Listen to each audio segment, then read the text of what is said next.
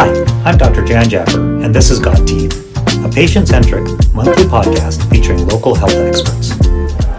Thanks, everyone. Today I'm talking with Dr. Uche Odiatu. Thanks, Uche, for doing this with me. Always good to see you. Really lucky. I've known Uche for now 10 years, and he goes as the fit dentist. And got a lot of great information for our patients about how to get healthier. And I wanted to start by looking at these glasses. You're wearing orange glasses. Tell me about this. I'm not channeling John Lennon, or what I'm doing though is hacking into my sleep schedule. It's part of my sleep hygiene. They've actually shown, you think of hundreds of thousands of years ago, we've evolved to 2 hours after sundown. We're only meant to have the light of a fire, the amber glow, the orange glow of a fire. So after 2 hours after sundown, if you have bright light of overhead lights, halogen lights, your cell phone, your iPad, your 8-foot TV, what happens is your brain is unable to maximize and make as much melatonin. Melatonin strengthens your immune system. One way to hack into that is orange glasses on. Don't have to wear them all night. What I would actually recommend, within 2 hours of bedtime, I would actually throw these on. You can get them on Amazon. They're glasses, you can get a clip-on kind. What it does is though, it tells your brain sleep is coming. And the science, Harvard's done some studies with blue light, orange glasses, and sleep quality. You can actually make more melatonin, up to 25% more likely to have good melatonin having orange glasses at nighttime. So that's an easy one. That's an easy one anyone could tap into. That's awesome. So you're talking about sleep. So tell me a little bit more about sleep, because sleep is really important in overall health. So what are we looking for? What's the average person really need to make sure they're getting a good quality sleep? Yeah, great question. You always ask good questions, Dr. Jaffer. Sleep is fundamental, it's foundational to good health. You cannot be healthy and be a poor sleeper.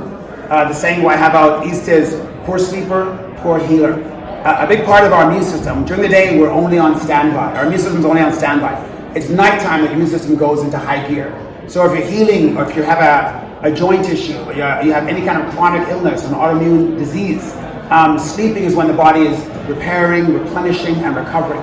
Sad thing is, 70% of people, 70% don't get the quality or the number, and they suffer the fallout of being poor sleepers. So one of the other things, we were setting up, and we've done a number of podcasts now, but you said you like to do your podcast standing. Why is that? You're an observant guy. Okay, so exercise physiologists and scientists have shown how when we're sitting, we're defeating and we're going against hundreds of thousands of years of human history. Cavemen and cavewomen only sat in the past when they were during a famine or they were near death. So that message hasn't changed. So every time you sit and you think, ooch, I'm sitting on a plane, well guess what? Extended sitting is what kills you. That's what they call sitting the new smoking.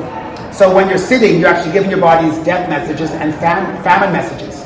So standing up, actually you get more blood flow to the brain, you manage oxygen better. The brain is an oxygen hog. So what happens is when you stand, you actually also have more energy. So the body just works better. The S shape of the spine standing, you have more energy, you burn more calories, you manage blood sugar better. So the whole idea is stand when you can. If you can sit, do it, but you have to. But don't spend 70% of your waking time sitting, which is most people in North America.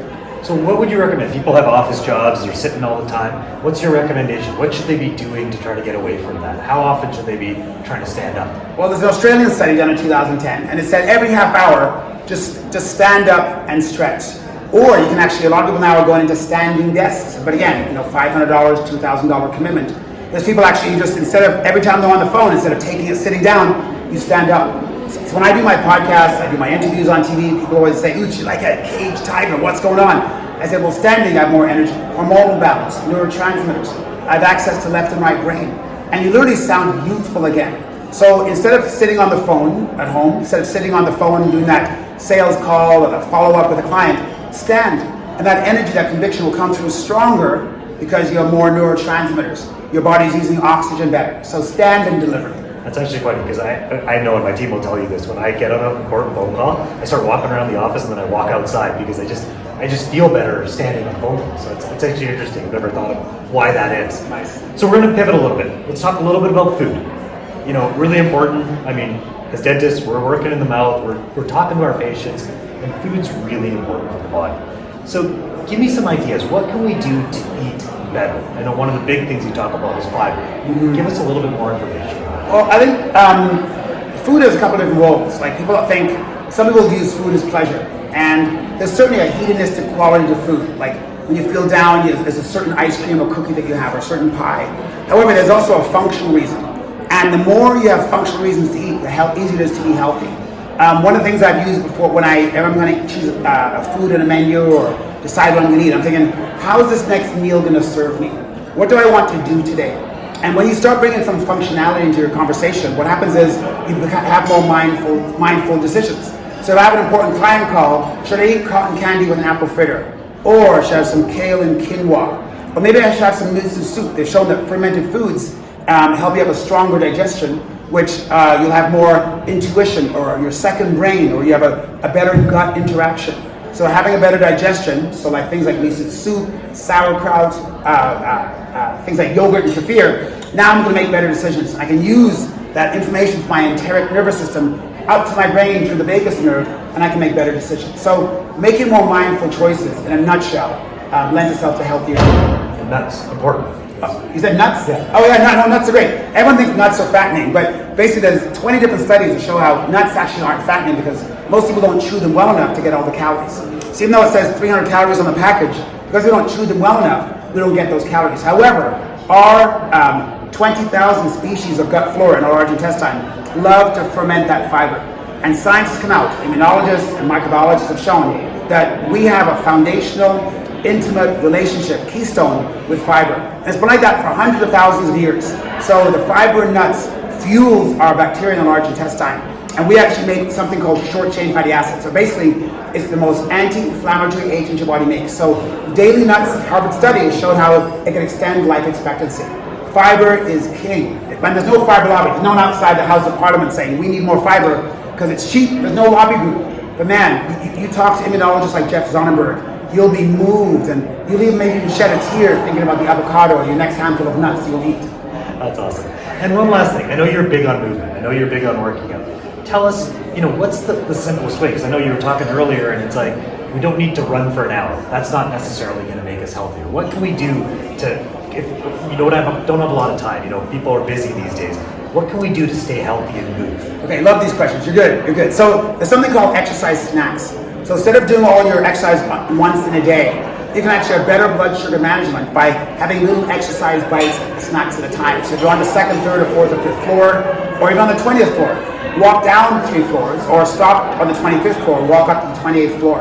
And that walking down and then going up the stairs, you're actually doing something called interval training. And you're tapping into the latest science on how to get fit fast. Steady state training is very 1990s. It's like wearing your MC Hammer pants. If you want to get new age, recovery intensity is the way to go. Exercise physiologists, kinesiologists are saying use interval training. Don't work at a steady state pace. So if you're going for a walk, don't walk for an hour. Instead, you can shorten that walk down to about 20 minutes simply by walking to start off, then power walking. So it's not just high intensity. Moderate intensity increase has the same improvement on your nervous system. So interval training is the way to go. That's awesome. Any last words you want to leave us with? I love staying in contact. I love that idea of it's like Oprah after the show.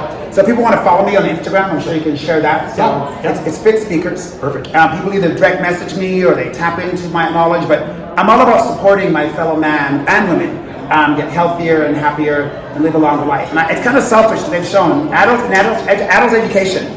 Every time you share something, that information goes deeper into your 85 billion neurons. So this podcast has made me a little bit smarter myself. That's fantastic. Thank you again for your time. Really appreciate it. My pleasure.